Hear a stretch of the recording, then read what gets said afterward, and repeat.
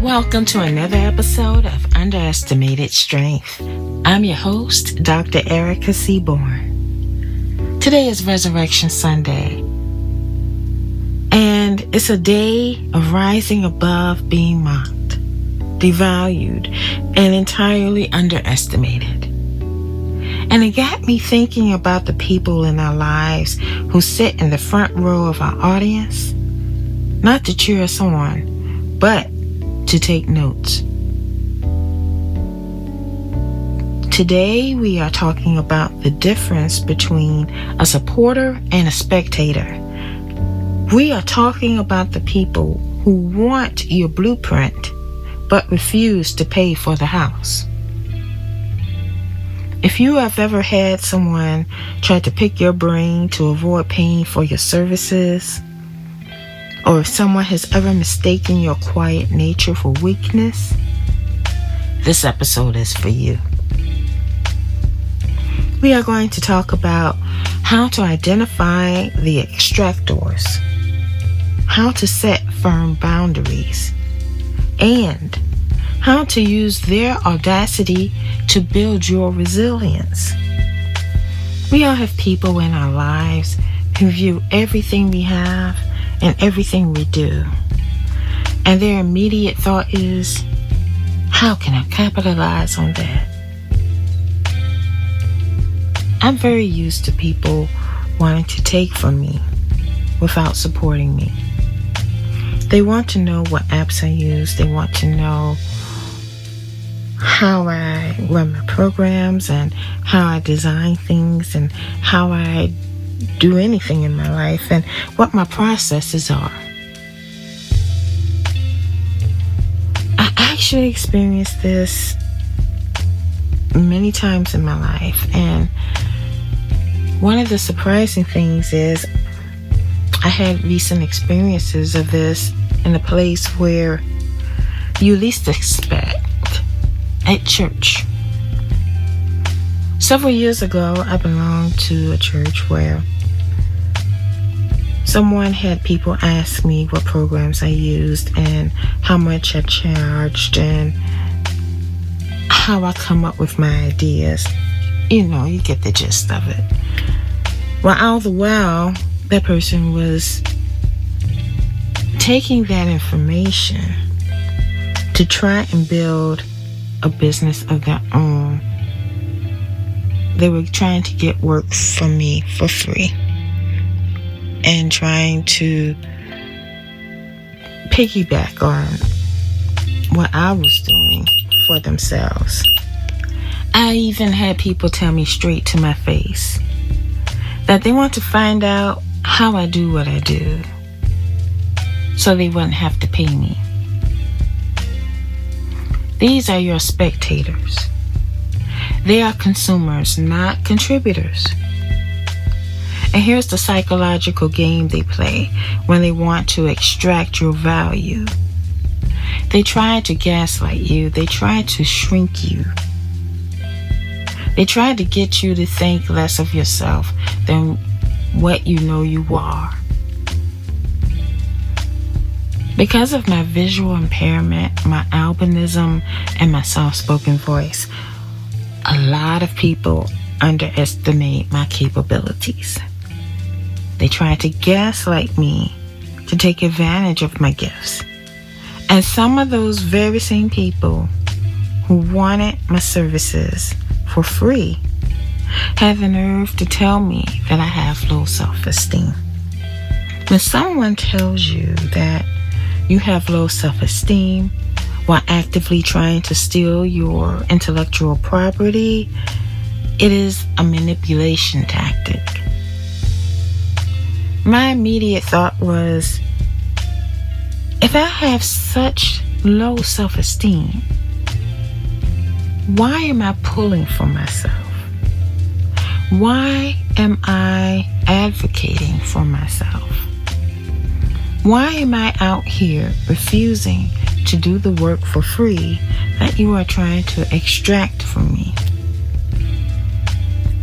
Setting boundaries and protecting your gifts is the absolute highest form of your God-given esteem, of honoring God in your life and who He created you to be.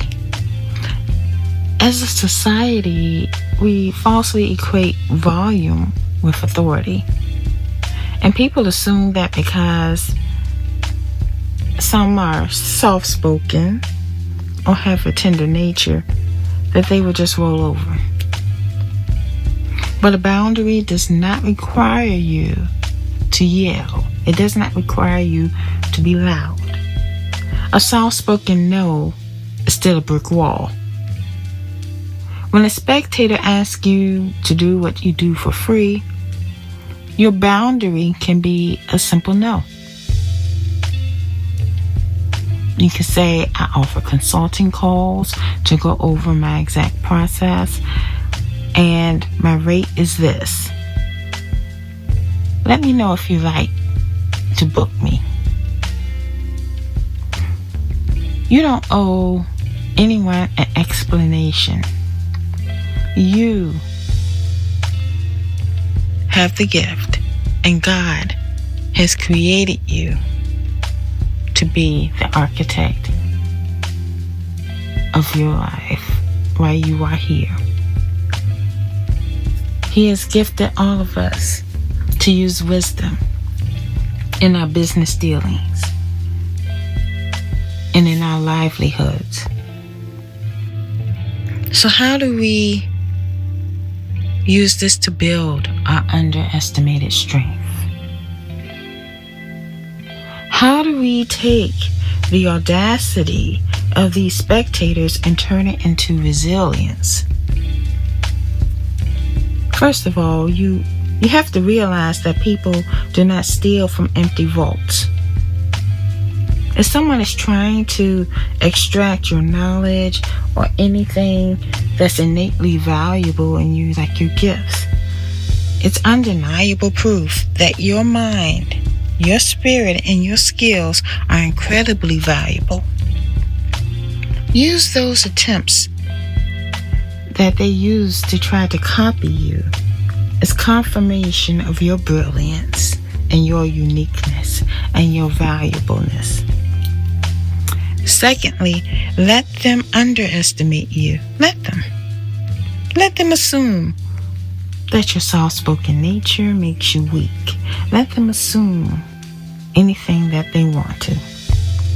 And while they're assuming, you're out there busy making the best of yourself, while they're busy making false assumptions. And you get the peace and quiet to build your empire. Being underestimated is actually a camouflage that protects you while you do the heavy lifting. And finally, let those experiences refine your circle.